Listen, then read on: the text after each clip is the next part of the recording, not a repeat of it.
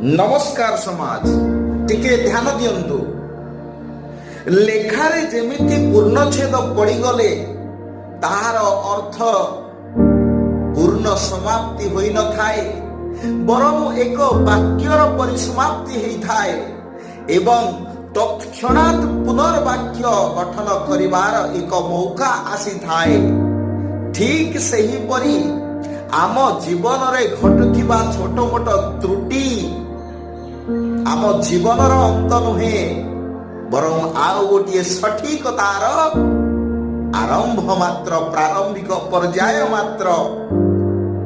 तेणु आमर समस्त त्रुटि आमको निश्चित भाव में किछि ना किछि शिखाइबार चेष्टा करिथाए एवं सेही शिखिबा पर आमको सठिक पथ चयन करिवार मानसिकता देइथाए।